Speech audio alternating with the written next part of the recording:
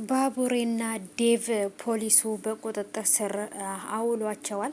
ባቡሬና ዴቭ ምን አድርገው ነው ይሄ ነገር የተፈጠረው?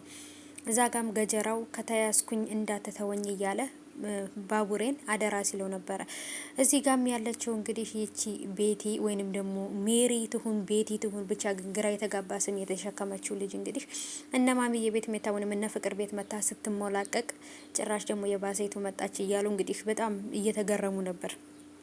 አደይ እጅግ በጣም ተበሳጭታለች። ሁለቱንም ማንም ሰው እንዳይከተለኝ ብላ ወደ ለሊ ቤት ሄዳለች። ዶክተሩና ዴቭ ተደባድበዋል። አንተም ከእሷ ጋር ምን ትሰራለህ? እኔም ከሌላ ሴት ጋር፣ አንቺንም ከሌላ ወንድ ጋር ነበር ያገኘሁሽ። ስለዚህ የኔን ጥፋት ብቻ አትይ እያለ ነበረ። ሰው የራሱን ጥፋት ለመሸፈን ሲል ሌላ ነገሮችን ያወራል። ግን ደግሞ ዴቭ ጥፋተኛ አይደለም። ምክንያቱም እናቲቱ ናት ደውላ ያመጣቻት እንጂ ዴቭ የሚያውቀው ነገር የለም ማለት ነው። ብቻ አደይ እንዴት በዚች ደቂቃ ወይም በዚች ቀን ውስጥ እኔም በሌላ ሴት ይቀይረኛል እያለች በጣም ነው ነገሩን ያባባሰችው። ሰላም ውድ የተከበራችሁ የቻናሌ ተከታታዮች እንዴት ናችሁ?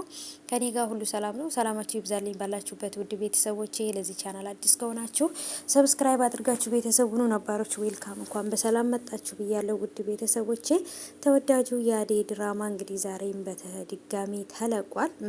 ያው የተፈጠረው ነገር እንግዲህ እንዳያችሁት አወዛጋቢ ነው።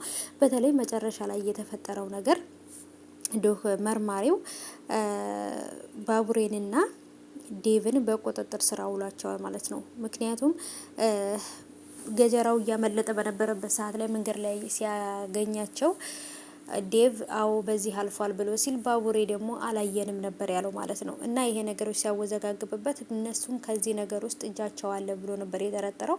ግን ለምን እውነቱን አልነገራችሁኝም ነው ወይንስ ደግሞ እነሱ የሰሩት ወንጀል ያለ መስሎት ነው ይሄን ነገር ያደረገው? ነገሮች ወደ አልተጠበቀ ሁኔታ እየሄዱ ነው።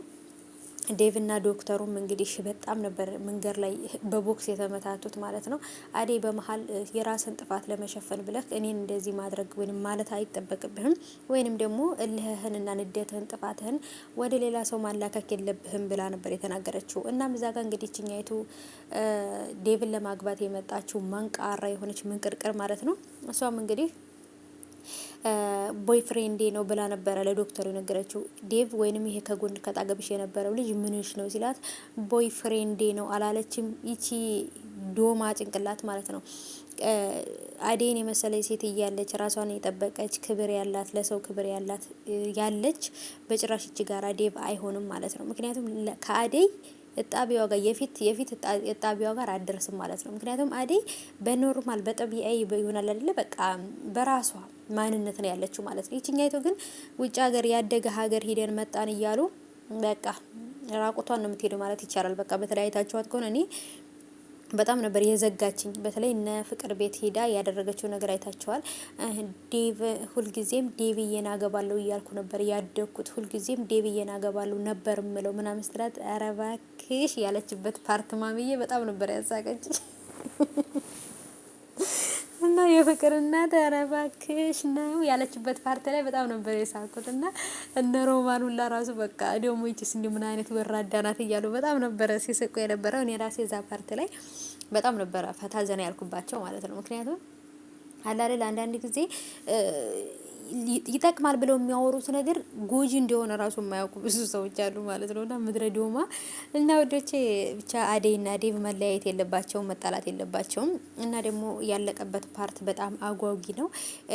ዴቭ ለምንድን ነው ከባቡሬ ጋር አብረው እጅ ወደ ላይ ብሎ መርማሪው ተመልሶ መጥቶ እነሱን የያዛቸው ለምንድን ነው?